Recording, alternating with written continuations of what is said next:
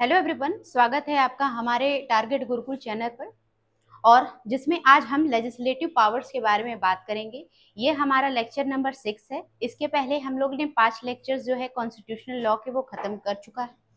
और अगर आप तक अभी ने एक मिनट अगर आप लोग अभी तक जो है टारगेट गुरुकुल ऐप डाउनलोड नहीं किए हैं तो आप डाउनलोड कर सकते हैं। और यहाँ पे जो भी है अपने सेमेस्टर की तैयारी या एंट्रेंस की तैयारी, जैसे CUT और रीजनल जो भी यूनिवर्सिटीज हैं, इनकी तैयारी आप अच्छे तरीके से यहाँ पे कर सकते हैं। ठीक है, तो अगर आप सारथी बैच जो है वो ज्वाइन करते हैं हमारे यहाँ, तो आपको special mentorship, special Telegram group, ठीक है, डाउट सेशन, इंपॉर्टेंट क्वेश्चन और थियरी जैसा कि यहाँ पे डिस्कस किया जा रहा है वैसे ही आपको क्लासेस में डिस्कस किया जाएगा। ठीक है, तो चलिए इसी के साथ हम आगे बढ़ते हैं लेजिस्लेटिव पावर के बारे में। इसके जो पहले के लेक्चर्स हैं मैंने उसमें बहुत अच्छे तरीके से एक्सप्लेन कर दिया है कि जो पावर्स हैं वो कौन किस में डिवाइड होती हैं।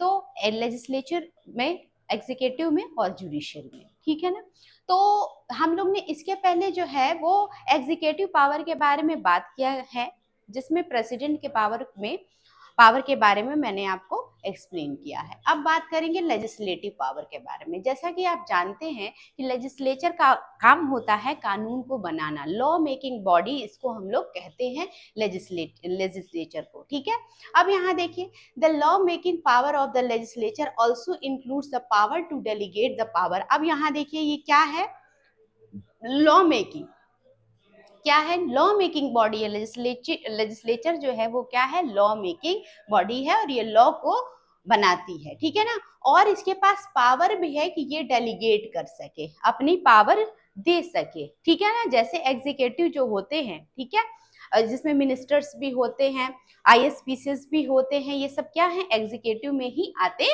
हैं।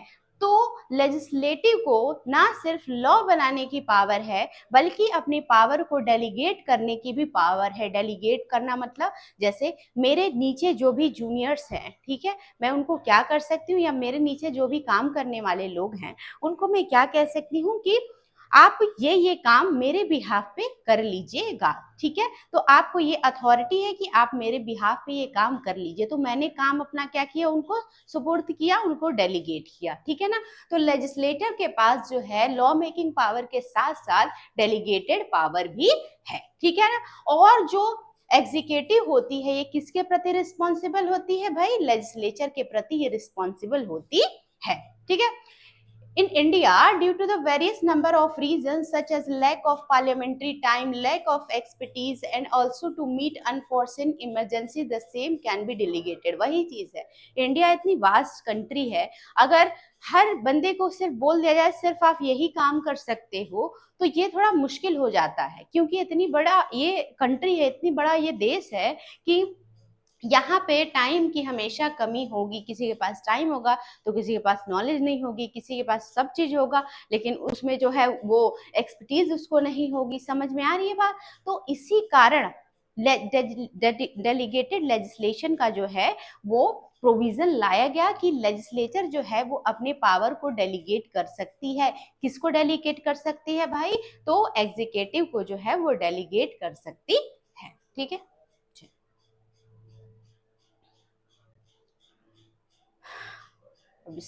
यहाँ देखिए, अब वो तो उसकी लेजिस्लेटिव पावर थी कि वो लॉ बना सकती है और अपने जो काम है उसको डेलीगेट कर सकती है। ठीक है ना, और अब लेजिस्लेचर का एग्जीक्यूटिव पावर क्या है, तो लेजिस्लेचर या legislative control over the executive through the various methods such as principle of collective responsibility, committees etcetera, already discuss. अब यहाँ देखिए, executive responsible to the legislature individually as well as collectively. अब यहाँ देखिए, एग्जीक्यूटिव पावर जो legislature के पास है वो क्या है, उसके पास कैसी पावर है, तो उस पे जो भी एग्जीक्यूटिव काम करता है वो किसको जवाब देगा अपना किसी भी काम का? वो देगा लेजिस्लेटिव को अपना जवाब देगा कि हाँ मैंने ये काम किया। तो कोई भी अगर एग्जीक्यूटिव मेंबर है तो वो इंडिविजुअली मतलब अकेला भी किसके प्रति जिम्मेदार है? लेजिस्लेचर के प्रति, या फिर एक साथ अगर कोई काम कर रहा है एग्जीक्यूटिव मेंबर, दो या दो से अधिक एग्जीक्यूटिव मेंबर, तो वो भी कलेक्टिवली रिस्पॉन्सिबल है किसके प्रति? लेजिस्लेचर के प्रति। ठीक है, ये पावर है किसकी? एग्जीक्यूटिव पावर किसकी? लेजिस्लेचर की। ठीक है, अब फाइनेंशियल पावर देखते हैं। फाइनेंशियल पावर लेजिस्लेचर की क्या होती है? ठीक, द पार्लियामेंट और legislature control the financial matter. Financial matter को क्या करते हैं? ये कंट्रोल करते हैं। कैसे कंट्रोल करते हैं? The government passes the budget before the स्टेटिंग for the new financial year. आप जानते हैं कि हर फाइनेंशियल ईयर में, ठीक है, क्या होता है? एक बजट पास होता है। फाइनेंशियल ईयर कब से कब तक होता है? तो 1 अप्रैल से होता है, 31 मार्च तक जाता है। ठीक है, तो हर साल आपको नया फाइनेंशियल बजट देखने को मिलता है, जिसमें अलग अलग स्टेट को, अलग अलग क्षेत्र को, अलग अलग डिपार्टमेंट को अब क्या मिलता है? एलोकेशन ऑफ फंड मिलता है। तो ये जो पावर है ये भी किसकी है? विधायिका के पास ये पावर है, लेजिस्लेचर के पास ये पावर है कि किसको कितना पैसा या फंड एलोकेट करना है। तो ये क्या है? लेजिस्लेचर की फाइनेंशियल पावर है। ठीक, हाँ, फाइनेंशियल पावर यही चीज है। अब यहाँ देखिए, पार्लियामेंट ही क्या करती है? To keep vigil on the how executive spend money. अब यहाँ देखिए, विजिल मतलब क्या होता है? विजिलेंस रखना, उस पर निगरानी रखना। तो पार्लियामेंट जो है, ठीक है, सॉरी, लेजिस्लेचर जो है वो क्या करती है? निगरानी रखती है एग्जीक्यूटिव पे कि जो भी इनको पैसे दिए गए हैं इनके कार्य करने के लिए, क्या ये सही से प्रॉपर वे में सही तरीके से वर्क कर रहे हैं कि नहीं कर रहे हैं। ठीक है, तो वही कह रहा है to keep vigil on how the executive spend money granted by the legislature that there are two standing committees. अब दो तरह की स्टैंडिंग कमिटी है, टू टाइप्स की। दे आर द पब्लिक, एक होती है पब्लिक अकाउंट कमिटी एंड दूसरी होती है estimate committee. The public account committee overseas the financial functioning of the government based on the audits controller and auditor general. अब यहाँ देखिए, दो तरह की कमिटी बनाई जाती है। जो भी इनका काम है एग्जीक्यूटिव डिपार्टमेंट का, निगरानी का काम है, वो कौन करता है? लेजिस्लेचर देखता है कि ये काम अपना सही से कर रहे हैं कि नहीं। इसके लिए वेरियस टाइप की कमिटीज भी बनाई जाती है। तो एक होती है अकाउंट कमिटी, एक होती है एस्टिमेट कमिटी। अकाउंट्स मतलब वही जानते हैं कि जैसे जिसको भी पैसा दिया जाता है, कोई भी बिजनेस से हम ले ले, तो उस बिजनेस में छोटे से छोटा बिजनेस हो, उसमें अकाउंट्स को मेंटेन किया जाता है कि कहाँ से पैसा आ रहा है, कहाँ किसको पैसा जा रहा है, कितना पैसा जा रहा है। ठीक है, ये सारी चीजें जो है अकाउंट कमिटी में देखी जाती हैं। एस्टिमेट कमिटी क्या करती है? एस्टिमेशन लगाती है। ठीक है, अनुमान लगाती है कि अगर ये काम है तो इतना इतना में ये काम अनुमानित है कि हो सकता है। ठीक है, तो ये दो कमेटी के बारे में आप जानेंगे। ये हम लोग ने क्या देख लिया? क्या देख लिया? लेजिस्लेचर का जो है वो पावर देख लिया हम लोग ने। पहले तो लेजिस्लेटिव पावर भी देखा, दूसरा जो है हम लोग ने क्या देखा? एग्जीक्यूटिव पावर देखा, और तीसरा जो है हम लोग ने फाइनेंशियल पावर देखा। ठीक है, किसका? लेजिस्लेचर का। अब यहाँ देखिए जुडिशियल पावर।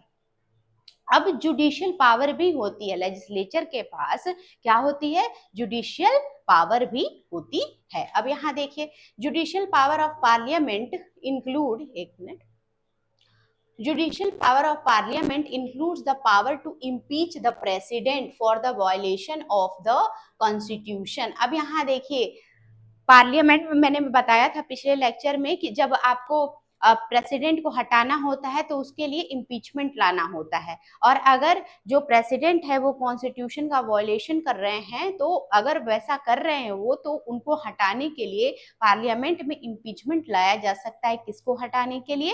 तो प्रेसिडेंट को हटाने के लिए। तो ये जुडिशियल पावर है किसकी? लेजिस्लेचर की। ये जुडिशियल पावर है कि ये प्रेसिडेंट को हटाने के लिए इम्पीचमेंट ला सकते हैं। ठीक है, चलिए।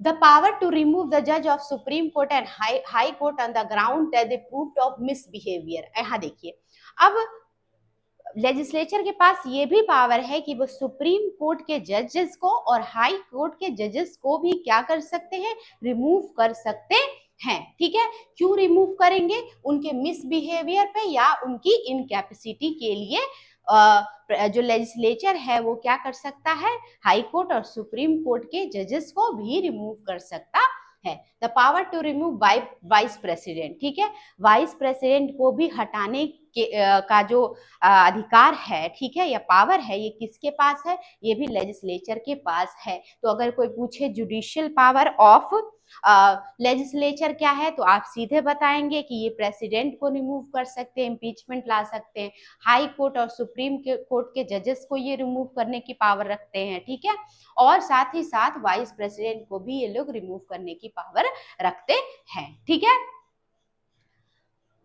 अब इतना ही आपके लिए, अगर आपको अच्छे से पढ़ना है तो एक बार इसको गो थ्रू कर लीजिएगा। ठीक है, नहीं तो यहीं तक की बातें जो है वो आप अपने नोट्स में इंक्लूड कीजिएगा और लिखिएगा। ठीक है, अब यहाँ जुडिशियल पावर और देख लेते हैं। Judicial power. A Speaker of House is a person who has authority to power to inquire into matter of contempt and the pass orders. अब यहाँ देखिए जुडिशियल पावर, जो स्पीकर ऑफ हाउस होते हैं ना, स्पीकर, लोकसभा स्पीकर कौन है, ओम बिरला जी हैं, तो उनके पास ये पावर है, ठीक है, कि वो जो भी कंटेम्प्ट हो रहा है, ठीक है, जो भी सदन में कंटेम्प्ट हो रहा है, कोई बात नहीं मान रहा है स्पीकर की या फिर न्यूसेंस कुछ क्रिएट कर रहा है, ठीक है, तो उसके लिए क्या कर सकते हैं, ये जो हमारे स्पीकर ऑफ द हाउस है, इंक्वायर करवा सकते हैं कि क्या इस हुआ था, क्या नहीं हुआ था। If the speaker comes to the conclusion, अगर जो है स्पीकर कंक्लूजन पे आते हैं, डिसीजन लेते हैं that a person has violated, अगर वो एक कंक्लूजन निकाल लेते हैं कि हाँ सच में इंक्वायरी मैंने बैठाई और उसमें निकला कि सच में जो मेंबर हैं वो क्या किए हैं, वॉयलेशन किए हैं, ठीक है, और कुछ ऐसा कमिट किए हैं ऑफेंस जो उनको नहीं करना चाहिए था हाउस में, he may be report to the house and the motion may be moved to punish him for the contempt to the house. The speaker has power to take action or suo motu also. suo motu का मतलब क्या होता है, खुद से वो action ले सकते हैं, उनको कोई कंप्लेंट करने नहीं आएगा। ठीक है ना, तो स्पीकर के पास भी ये पावर है कि अगर सदन में कुछ ऐसा हो रहा है, कोई मेंबर ऐसा कर रहा है जो कंटेम्प्ट है, जो अवहेलना है सदन की, तो उसके लिए वो क्या कर सकते हैं, स्पीकर एक कमेटी गठित कर सकते हैं उसको इंक्वायर करने के लिए, जांच पड़ताल करवाने के लिए, और उसमें अगर कोई मेंबर या group of member guilty found होता है तो वो उसको जो है उसके खिलाफ एक्शन ले सकते हैं। ठीक है, वो खुद से भी एक्शन ले सकते हैं, उनके पास ऐसा नहीं है कि कोई कंप्लेंट करने जाएगा तभी वो एक्शन लेंगे। अब यहाँ देखिए, the legislature has also certain other consequential powers such as the power to compel the attendance of witness and to provide document, the power to regulate its own procedure and conduct of business, and the power to exclude the stranger from the house। और जो speaker हैं उनके पास और भी other सारी powers होती हैं। ठीक है ना, जैसे अगर कोई जो मेंबर है सदन का, ठीक है, वो नहीं आ रहा है, बहुत दिनों से नहीं आ रहा है, मतलब सदन में आ ही नहीं रहा है, उपस्थित हो ही नहीं रहा है हाउस में, तो जो स्पीकर हैं वो उसको कंपेल कर सकते हैं। ठीक है, मतलब बोल सकते हैं कि तुम अगर आओगे नहीं तो तुम्हारी सदस्यता खत्म हो सकती है, कुछ तो मजबूर कर सकते हैं उसको, उस मेंबर को सदन में आने के लिए। कौन, स्पीकर। ठीक है, अब यहाँ देखिए, a power to regulate its procedure and conduct of business and exclude the stranger from house। और कैसे कोई सदन, जैसे स्पीकर लोकसभा का ही अगर बात करें तो लोकसभा में कैसा कंडक्ट जो रहेगा मेंबर्स का, वो भी डिसाइड कौन कर सकता है, कैसा माहौल रहेगा सभा का, ठीक है, हाउस का, वो भी कौन डिसाइड कर सकता है, स्पीकर डिसाइड कर सकता है। और कोई भी स्ट्रेंजर है, अगर स्ट्रेंजर मतलब कि जो मेंबर नहीं है उस सदन का, तो उसको वो एक्सक्लूड कर सकते हैं। ठीक है ना, चलो This power of Indian Parliament is similar to that of Congress, to a power to punish contempt of Congress for the labeling of the Congress, the power to commit and waste the commons of UK and establish। अब यहाँ देखिए, जैसे हमारे यहाँ जो है parliament को क्या कहते हैं, पार्लियामेंट ही बोलते हैं ना, पार्लियामेंट, ठीक है। पार्लियामेंट में तीन चीजें आती हैं भाई, मैंने पहले ही बता रखा है आपको कि एक आता पहले तो प्रेसिडेंट, प्रेसिडेंट, दूसरे कौन, एक होता है लोकसभा, लोकसभा, और एक होता है राज्यसभा। ये पार्लियामेंट में तीन चीजें आती हैं, ठीक है ना। और लोकसभा को हम लोग निचला सदन भी कहते हैं, निचला सदन भी कहते हैं या लोअर हाउस भी कहते हैं, और राज्यसभा को हम लोग ऊपरी सदन या फिर अपर हाउस भी बोलते हैं, ठीक है। तो इसी तरह जैसे हमारे यहाँ पार्लियामेंट है, ठीक है, और अगर हम यूके में जाएंगे तो इसी पार्लियामेंट को जो है वो कांग्रेस बोला जाता है। क्या बोला जाता है? कांग्रेस बोला जाता है, ठीक है। चलिए अब यहां देखिए, लेजिस्लेचर के पास जो है इलेक्टोरल पावर्स भी है, जो इलेक्शन से रिलेटेड पावर्स भी किसके पास है?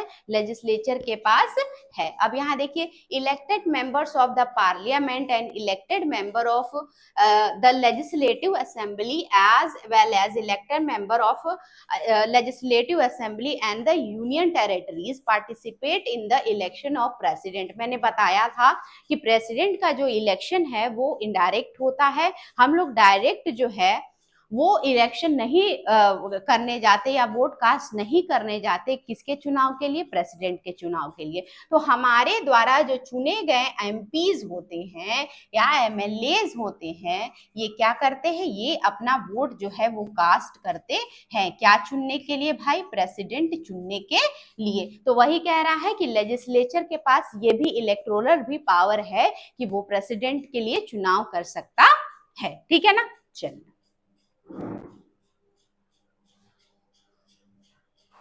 अब यहां देखिए, आगे बढ़ते हैं। The head of the executive जो है कौन? प्रेसिडेंट, उनके लिए चुनाव हो सकता है। Member of both house of the parliament participate in the election of vice president, ठीक है। तो वाइस प्रेसिडेंट के इलेक्शन के लिए भी जो पार्लियामेंट के मेंबर्स हैं वो भी क्या कर सकते हैं? वोट कास्ट करते हैं, वही करते हैं। Houses also participate in the election of speaker के भी चुनाव में, और डिप्टी स्पीकर के भी इलेक्शन में क्या करते हैं? पार्टिसिपेट करते हैं, उनको इलेक्ट करने के लिए। The Lok Sabha and the deputy chairman to the Rajya Sabha respectively. तो आपको यहाँ पे सबसे जो इंपॉर्टेंट चीज है वो पूछी जाएगी कि इलेक्टोरल पावर्स क्या क्या है लेजिस्लेचर की। तो पहला तो भाई वो क्या करता है, जो एमपीज एमएलएज होते हैं वो क्या करते हैं? हमारे प्रेसिडेंट को, हमारे वाइस प्रेसिडेंट को, यहाँ तक कि स्पीकर ऑफ द हाउस को भी चुन करके लाते हैं। तो वो उनका इलेक्टोरल पावर है। अब यहाँ देखिए, हम सीधे बोलते हैं कि प्रेसिडेंट के, आपसे कहीं भी क्वेश्चन पूछ सकता है, प्रेसिडेंट के इलेक्शन में कौन कौन पार्टिसिपेट करता है? तो who can participate in the election of president? तो देखिए कौन कौन कर सकता है। पहले तो मेंबर ऑफ पार्लियामेंट, ठीक है, मेंबर ऑफ पार्लियामेंट, ठीक है ना, जिसमें दोनों आएंगे। कौन कौन?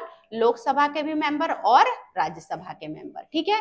और एमएलए, एमएलए जो हमारे स्टेट में जो भी विधानसभा, जानते हैं ना, विधानसभा, विधान परिषद, जिस विधानसभा को लेजिस्लेटिव असेंबली बोलते हैं इंग्लिश में, और विधान परिषद को हिंदी में क्या बोलते हैं? विधान परिषद को हिंदी में बोलते हैं क्या? हाँ, वो लेजिस्लेटिव काउंसिल, ठीक है। अब यहाँ देखिए, अब यहाँ एमएलए आ सकते हैं कि एमएलए, ठीक है। तो किसके एमएलए आएंगे यहाँ पे? Legislative assembly as well as elected member of legislative assembly of the union territories. तो स्टेट्स के क्या आएंगे?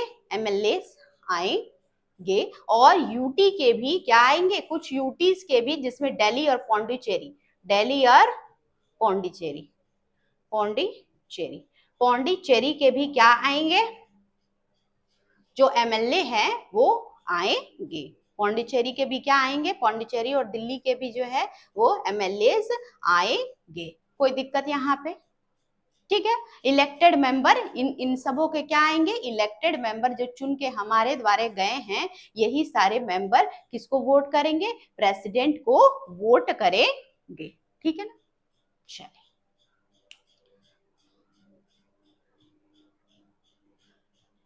अब कॉन्स्टिट्यूएंट पावर देख लीजिए भाई, कॉन्स्टिट्यूएंट पावर क्या है।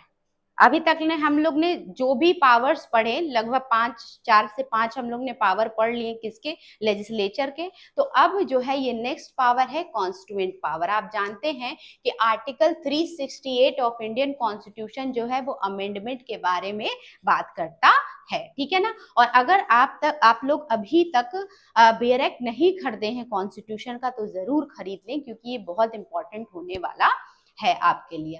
अब यहाँ देखिए, article 368 of the Indian constitution provide specific provision for the amendment of the constitution and the parliament is the repository of the constituent powers of the union. For amendment of a bill should be introduced in either house of the parliament, so that the constitutional amendment has been exclusively reserved for the parliament. अब यहाँ देखिए, कोई भी जो amendment करना होता है तो कौन करता है भाई, कौन करता है, लेजिस्लेचर ही तो करती है। ये सारी चीज अमेंडमेंट की जो है वो कहाँ होती है, सभा में तो होती है, लोकसभा राज्यसभा, यहीं से सारी चीजें शुरू होती है। कोई भी किसी भी चीज में अमेंड करना, सुधार करना, एड ऑन करना है, तो वो सब चीजें कहाँ होंगी भाई, सदन में ही तो होंगी, लोकसभा राज्यसभा में यही तो होंगी। तो ये जो है इसकी कॉन्स्टिट्यूएंट पावर है किसकी, लेजिस्लेचर की, कि ये किसी भी कानून में क्या कर सकते हैं, अमेंड कर सकते हैं। ठीक है ना। संशोधित, अमेंड का हिंदी होता है संशोधन करना, संशोधित करना। ठीक है। तो ये दो तरह से कर सकते हैं। अब कई तरह होते हैं, लेकिन मेनली यहाँ पे क्या दिया है, the Indian constitution can be amendment by the parliament only by a special majority not less than 2/3 of the member of each. अब यहाँ देखिए, मेजोरिटी एक होती है सिंपल मेजोरिटी से पास करना या अमेंड करना किसी चीज को, और एक होती है स्पेशल मेजोरिटी। तो अमेंडमेंट जो जनरली होता है, जो भी संशोधन हमारे संविधान में या किसी भी रूल में किया जाता है, किसी भी लॉ में किया जाता है, तो उसके लिए स्पेशली 2/3 मेजोरिटी की रिक्वायरमेंट होती है। ठीक है ना। चलिए, और अगर वो किसी स्टेट से रिलेटेड है, ठीक है ना, किसी स्टेट के रूल नियम कानून से रिलेटेड है या उससे रिलेटेड कोई अमेंडमेंट करना है, तो जो पार्लियामेंट है हमारी, जो लेजिस्लेचर है, ठीक है, यूनियन लेजिस्लेचर जो है हमारी, वो क्या कर सकती है, स्टेट लेजिस्लेचर का भी वोटिंग ले सकती है उसमें। ठीक है ना। चलिए, ये हो गया कि इसका कॉन्स्टिट्यूएंट पावर्स की अमेंडमेंट के रिगार्डिंग। ठीक है। अब यहाँ आगे देख लेते हैं हम लोग, the parliament also has power to alter, repeal or amend any provision of the constitution, and such amendment cannot be questioned before any court of law or any grounds unless they tend to alter or violate the basic structure. अब यहाँ देखिए, मैंने बताया था आपको पहले के lecture में कि अमेंडमेंट हो सकती हैं, ठीक है ना, लेकिन उसमें भी कुछ लिमिटेशंस होती हैं। ठीक है। वो लिमिटेशंस क्या है, बेसिक स्ट्रक्चर की। और ये जो बेसिक स्ट्रक्चर का कॉन्सेप्ट है, ये केशवानंद भारती केस के द्वारा आया। उसमें ये कहा गया कि कॉन्स्टिट्यूशन में अमेंडमेंट हो सकता है, लेकिन उसका बेसिक स्ट्रक्चर में, जो संविधान का बेसिक स्ट्रक्चर है, उसमें अमेंडमेंट नहीं हो सकता। आप पूछेंगे अब कि मैम ये बेसिक स्ट्रक्चर है क्या, तो बेसिक स्ट्रक्चर जो है कहीं क्लियरली डिफाइंड नहीं है या एक जगह लिस्टेड नहीं है। ये टाइम टू टाइम आप जानते हैं जैसा कि लॉ को, रूल को इंटरप्रिटेट करना किसका काम है, जुडिशरी का। तो ये टोटली जुडिशरी पे डिपेंडेंट है कि वो क्या समझती है बेसिक स्ट्रक्चर, संविधान क्या या किसी रूल का बेसिक स्ट्रक्चर क्या है, ये कौन समझेगा, कौन इंटरप्रिटेट करेगा, तो भी जुडिशरी करेगा। ठीक है ना। तो वही कह रहा है कि पार्लियामेंट जो है वो ऑल्टर, रिपील, किसी चीज में चेंज कर सकती है, कोई चीज खत्म कर सकती है, कोई चीज संशोधित कर सकती है, लेकिन सब्जेक्ट टू सम लिमिटेशन, जो बेसिक स्ट्रक्चर है। ठीक है ना, जो उसको लिमिट करता है, किसको, लेजिस्लेचर को क्या करने में, अमेंड करने में।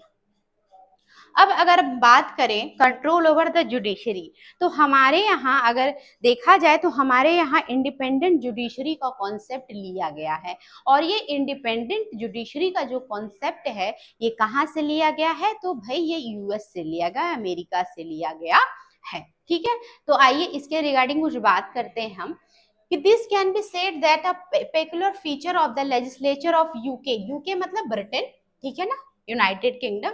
अब यहाँ देखिए यूनाइटेड किंगडम में जो सारी चीजें हैं, तो यहाँ पे मोनार्क जो हेड है, वहां के राजा महाराजा वही हेड हैं और वही सारे जो काम है वो करते हैं, उन्हीं के अधीन जो है सारी चीजें चलती हैं। ठीक है, पार्लियामेंट्री फॉर्म ऑफ वहाँ गवर्नमेंट है और वो जुडिशरी को जो है अपने सबॉर्डिनेट समझती है। वहाँ इंडिपेंडेंट जुडिशरी का पूरी तरह से कॉन्सेप्ट फॉलो नहीं होता है और ना वहाँ की जुडिशरी यूके की इंडिपेंडेंट है। कहाँ की जुडिशरी इंडिपेंडेंट है, तो यूएस की, ठीक है, अमेरिका की। तो हमारे यहाँ ऐसा कुछ नहीं है, हमारे कॉन्स्टिट्यूशन में जो है वो ये बताया गया कि हमारे जुडिशरी इंडिपेंडेंट है। दैट्स वाई जो कंट्रोल है लेजिस्लेचर का वो कहीं ना कहीं नहीं हो पाता, किस पे, तो जुडिशरी पे नहीं हो पाता, लेजिस्लेचर का कंट्रोल या लेजिस्लेटिव पावर्स नहीं हमारे यहाँ जो है वो देखा जाता है जनरली। ठीक है, चलिए क्यों नहीं देखा जाता, क्योंकि हमारे यहाँ जो है वो इंडिपेंडेंट जुडिशरी का कॉन्सेप्ट है। ठीक, अब यहाँ देखिए miscellaneous power, miscellaneous power, miscellaneous power में क्या है, the power of the parliament to create a new state or the power to change the name or alter the boundaries of the state by the procedure of law। अब देखिए parliament के पास ये power है, legislature के पास ये power है कि वो किसी भी स्टेट के नाम में चेंज कर सके, किसी भी बाउंड्री को, किसी भी स्टेट की बाउंड्री को क्या कर सके, चेंज कर सके। कुछ उसमें नया स्टेट अगर उसको बनाना है तो वो नया स्टेट को अपने अंदर ऐड कर सके। तो ये पूरी की पूरी जो पावर है वो लेजिस्लेटिव पावर है। समझ में आई बात? ठीक है, अब नेक्स्ट कह रहा है parliament's power to create abolish legislative council of the state. अब यहाँ देखिए किसी भी देश में जो है वो क्या होता है, एक होता है लेजिस्लेटिव काउंसिल और सॉरी किसी भी स्टेट में जो होता है एक होता है लेजिस्लेटिव असेंबली और दूसरा होता है लेजिस्लेटिव काउंसिल। तो लेजिस्लेटिव काउंसिल जिसको विधान परिषद हम कहते हैं, तो जरूरी नहीं कि ये हर राज्य में हो, जैसा कि अभी 6 राज्यों में है। ठीक है, तो पार्लियामेंट क्या कर सकती है, किसी भी राज्य में लेजिस्लेटिव पावर, लेजिस्लेटिव काउंसिल होगा या नहीं होगा ये डिसाइड कर सकती है। ठीक है, parliament has power to impose the emergency. अब जानते हैं कि पार्लियामेंट के पास पावर है या कि लेजिस्लेचर के पास पावर है। पार्लियामेंट में आप जानते हैं जैसे 3 आते हैं, प्रेसिडेंट, लोकसभा और राज्यसभा। तो पार्लियामेंट के पास ये पावर है कि वो इमरजेंसी को इम्पोज करवा सके। ठीक है, अब लिमिटेशंस आपको पढ़नी नहीं है, आपको बस यही मिसलेनियस पावर तक जो है। चलिए देखते हैं हम लोग लिमिटेशंस ऑफ लेजिस्लेटिव ऑर्गन्स। अब यहाँ जानते हैं अभी तक हम लोग ने पढ़ चुका है कि लेजिस्लेटिव पावर है क्या। ठीक है, अभी तक हम लोग यही पढ़ रहे थे कि व्हाट इज लेजिस्लेटिव पावर, लेकिन उस लेजिस्लेटिव पावर पे कुछ लिमिटेशंस भी लगाई गई हैं, जैसे मैंने बेसिक स्ट्रक्चर वाला आपको बताया वैसे ही। अब यहाँ देखिए parliament of India is a creation of the constitution and hence that reason itself it has its limitations too. ठीक है, अभी हम जानते हैं कि सारे जो प्रोविजंस है पार्लियामेंट के वो हमारे कॉन्स्टिट्यूशन से ही तो बनाए गए हैं और उस पर कुछ लिमिटेशंस भी लगाई गई हैं। ठीक है, अब लिमिटेशन कैसा, सबसे पहले कि तो हमारा रिटन कॉन्स्टिट्यूशन है, तो जो भी पार्लियामेंट में, जो भी कॉन्स्टिट्यूशन में पार्लियामेंट के रिगार्डिंग जो भी चीजें लिखी गई हैं, ठीक है, वो लेजिस्लेचर उसी को फॉलो करेगा। ठीक है, और उसी के अकॉर्डिंग वो अपने काम को आगे बढ़ाएगा। अगर कॉन्स्टिट्यूशन में लिखी गई बातों से वो आगे कुछ काम करता है, ठीक है, या कॉन्स्टिट्यूशन को फॉलो नहीं करता पार्लियामेंट, ठीक है, या लेजिस्लेचर, तो उसका जो काम है उसको वॉइड माना जाएगा। ठीक है ना, या अनकॉन्स्टिट्यूशनल माना जाएगा। अब यहाँ देखिए judicial review as a limitation, तो judiciary can called be a guardian of the constitution. ये लाइन आप लोग बहुत अच्छे से याद कर लीजिएगा कि गार्जियन ऑफ कॉन्स्टिट्यूशन किसको बोला जाता है, तो जुडिशरी को कहा जाता है। And it enforce is declares the law passed by legislature is void if any provision are violating of the constitutional provision, particularly the fundamental rights and the basic feature of the constitution। ठीक है, the final authority of the Supreme Court India to decide the validity of law। अब यहाँ देखिए, जो भी law rule नियम का ये लेजिस्लेचर बना रही है, पास करवा रही है, ठीक है, उसका रिव्यू कौन करता है? उसका रिव्यू करता है कोर्ट। ठीक है, सुप्रीम कोर्ट जो भी एक्ट बनाया गया है उसका रिव्यू करता है और वो देखता है कि क्या जो इसने रूल पास किया है लेजिस्लेचर ने, कहीं वो अनकॉन्स्टिट्यूशनल तो नहीं है, कहीं वो फंडामेंटल राइट का वॉयलेशन तो नहीं कर रहा, कहीं वो बेसिक स्ट्रक्चर का वॉयलेशन तो नहीं कर रहा है। अगर ये सारी चीजें सही हैं उस लॉ में, तब तो वो कानून ठीक है, पास होने हो जाएगा अच्छे से। अगर नहीं है तो सुप्रीम कोर्ट जो है हमारा क्या कर देगा? उस कानून को, उस नियम को जो बनाया गया है लेजिस्लेचर के द्वारा, उसको वॉइड करार दे देगा। क्या बोलेगा?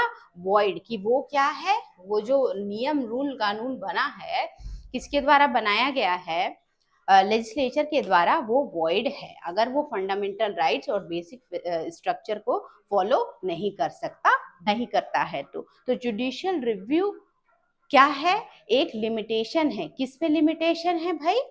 किस पे पाबंदी लगाता है? तो ये लेजिस्लेचर पावर पे पाबंदी लगाता है। अब यहाँ कंक्लूजन इसका देख लेते हैं।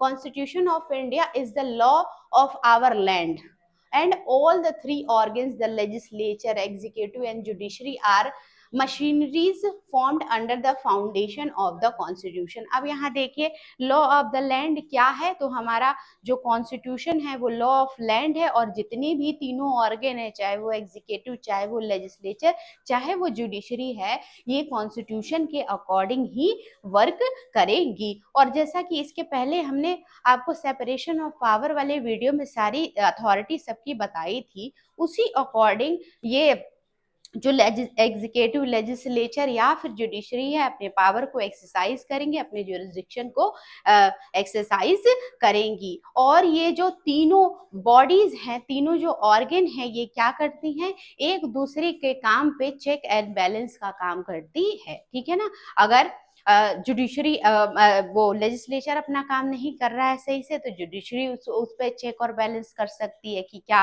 है, क्या सही, क्या जो तुमने काम किया है वो सही है या गलत है। अगर एग्जीक्यूटिव कोई गलत काम कर रही है तो लेजिस्लेचर उसको बोल सकता है कि नहीं, ये तुम काम सही नहीं कर रहे हो। देख रहे हैं, चेक और बैलेंसेस का काम ये तीनों जो ऑर्गन है ये करती है। और सारी चीजें जो है वो अच्छी तरीके से चलती रहे, तो चेक एंड बैलेंस का कॉन्सेप्ट जो है एक दूसरे ऑर्गन पे ये जरूरी हो जाता है। ठीक है ना?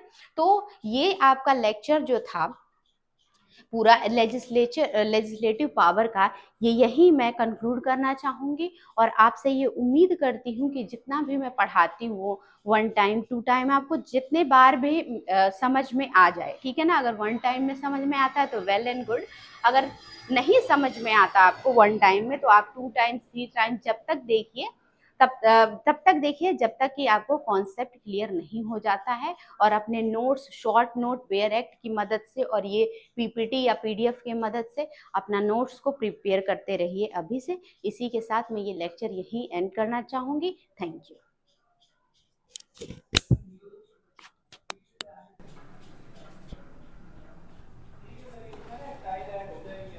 जैसे फीचर क्लासेस करके ना, उसमें किया था मैंने, तो नहीं हो रहा था।